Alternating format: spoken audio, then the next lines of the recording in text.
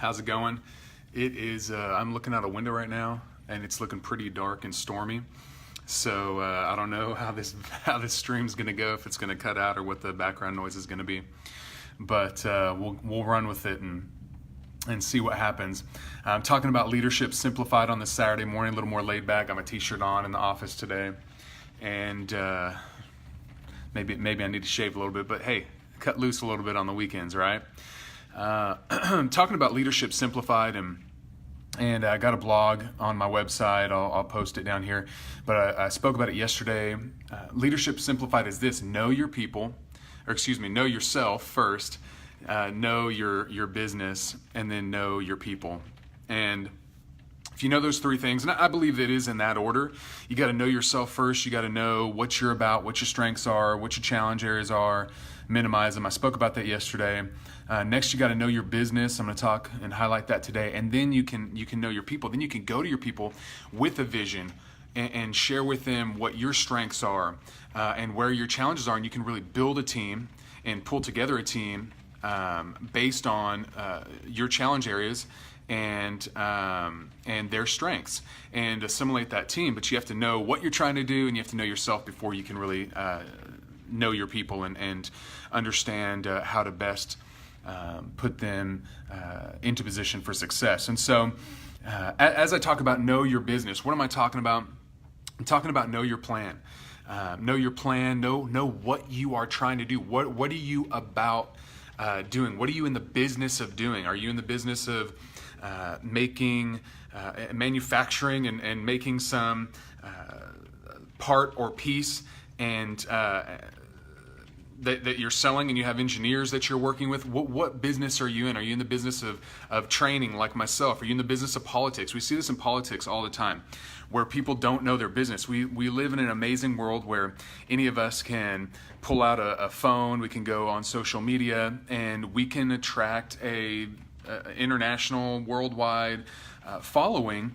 And in politics, you see, we all see it with AOC, Alexandria Ocasio-Cortez.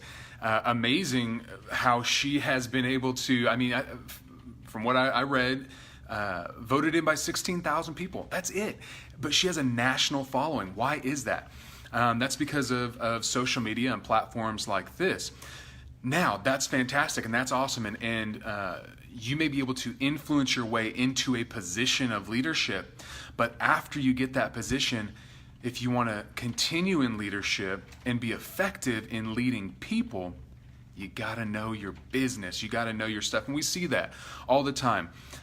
Whether it's a president, incoming president, they have one stance and I don't want to make this all about politics, but it's just in front of us right now. It's in front of us all the time. And a president has one belief on some national security thing when they're campaigning, and then they get briefed and they get greater understanding and information now that they're the president, and their position changes. I think that's good, because if we don't change based on the new information, then we're a stagnant leader. We're not using our brain. We're supposed to once we have new information, adapt and modify our plans. So I think that's good. I think that's healthy. But you've got to know your business. So if you're a business person, and you are the senior leader, you're the entrepreneur, you're the business owner, you're the CEO of an organization. What do I mean by know your business? Do I mean that you have to know how to upload a video to LinkedIn or to Facebook or Instagram so that you can understand the marketing team and what they're doing? No, that's not what I'm saying at all. But you do need to understand your go-to-market strategy. You do need to understand what are we doing here? What is our go-to-market strategy? How are we doing this? That's what I mean by know your business. Be able to have somewhat of an intelligent conversation with your marketing team and say, hey, what are we doing? Why are we doing this? And then be able to share that with other team members and know what's going on in your business. You need to know your competition. You need to know what they're doing. Are they struggling? Are they challenged in the same areas that you're challenged in? Why are they, or why are they not? How are they overcoming those challenges? What is your unique position in the marketplace? You got to know your business, and you got to know your numbers. You got to know where you're at as a business. You don't want... everybody knows what's going on. This is the common theme with leaders. Everybody knows on your team, if you're a leader out there, everybody knows what's going on in the business. They just wonder if you know. They wonder if you understand. They wonder if you know where the challenge points are, where the struggles are. And so we want to make sure that as we simplify leadership, it's not complicated. That we know ourselves, we know our strengths, we know our weaknesses, we know our challenge areas, we know our business, we know our plan, our competition, we know how we go about doing what we're doing. We can have intelligent conversations with our team members. There's nothing worse than being on a team and going, wow, our senior leader, our boss, they have no idea what they're talking about right now. And we are talking about details of our business, and they seem lost in the conversation. They don't get it.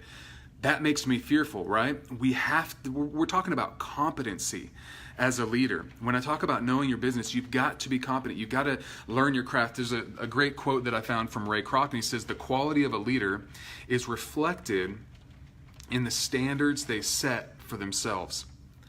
Are you taking the time to learn about your business, to learn your numbers, to learn your competition, to learn, know, understand what it is you do and what your advantage is in the marketplace? That's what you have to do to be an effective leader. Leadership Simplified, be an effective, successful leader, is you got to know your business. So I encourage you to take some time, learn your numbers, learn your competition, know your plan inside and out, be able to have intelligent conversations, get competent, so that you can have good conversations with your team members, and you'll be on your way to being a successful leader. All right, fantastic. Hey, have a fantastic weekend, and I will be back on Monday and talk about knowing your people and how we can do that. Thank you so much. Talk to you soon.